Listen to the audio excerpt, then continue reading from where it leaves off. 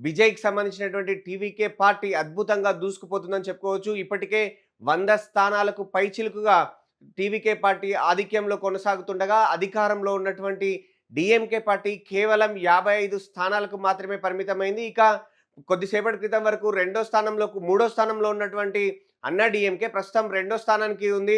So, అన్నా డీఎంకేకి, డీఎంకేకి కూడా వ్యత్యాసం చాలానే ఉంది. దాదాపు 76-78 స్థానాల్లో అన్నా డీఎంకే ఆధిక్యంలో ఉంటే, కేవలం 55 స్థానాల్లోనే డీఎంకే ఆధిక్యంలో ఉంది. మరోవైపు అయితే కింగ్ మేకర్ అవ్వచ్చు అనే అంచనాలను దృష్టిలో ఉంచుకొని తన క్యాంప్‌కి సంబంధించినటువంటి ఏర్పాట్లు చేసుకున్నారు టీవీకే అధినేత విజయ్. అయితే రిజల్ట్స్ చూస్తా ఉంటే కింగ్ మేకర్ కాదు, కింగే అయ్యేలాగా చాలా స్పష్టంగా అయితే కనపడతా ఉంది. ఇటు డీఎంకేకి సంబంధించి మరోసారి అధికారంలోకి వస్తాను అని చెప్పి ఏదైతే స్టాలిన్ సీఎం అనుకున్నారో, లేదంటే డీఎంకే పక్షాలు అనుకున్నాయో, అయితే అక్కడ మాత్రం డీఎంకేకు కాంగ్రెస్ పార్టీ ఏదైతే షీట్స్ షేరింగ్‌లో భాగంగా ఇచ్చిందో, అక్కడ కాంగ్రెస్ పార్టీ నుంచి వచ్చినటువంటి ఇబ్బందులు కూడా కొంత నెగెటివ్ ప్రభావం చూపించినట్టుగా కనపడతా ఉంది. ముఖ్యంగా డీఎంకే కూటమికి సంబంధించి కాంగ్రెస్ పోటీ చేసిన అన్నింట్లలో కేవలం 4 స్థానాల్లో మాత్రమే ఆధిక్యంలో ఉన్నట్టుగా కనపడతా ఉంది.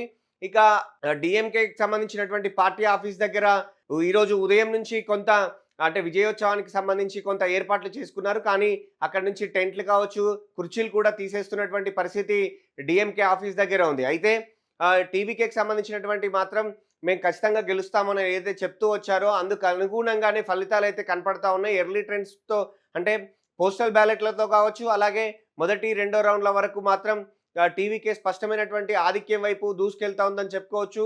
ఇలాంటి ఫలితాలు ఇంకా కూడా కంటిన్యూ అవుతాయా? లేదు అంటే ఒక్కొక్క రౌండ్ జరిగే కొద్దీ ఫలితాలు మారతాయనేదైతే చూడాలి. మొత్తానికైతే హంగ్ అవుతుంది అని అనుకున్నారు. కానీ హంగ్ రాజకీయం కాస్త కింగ్ మేకర్ అవుతారనుకున్న విజయ్ కాస్త కింగ్ అయ్యేలాగా అయితే చాలా స్పష్టంగా కనపడతా ఉంది. అయితే ఇవన్నీ కూడా ఎర్లీ ట్రెండ్స్ అనే చెప్పుకోవచ్చు. ఎందుకంటే 1 లేదా 2 రౌండ్‌లకు సంబంధించినటువంటి ఫలితాలు మాత్రమే ఇప్పటివరకు వచ్చాయి. అలాగే పోస్టల్ బ్యాలెట్ వచ్చాయి.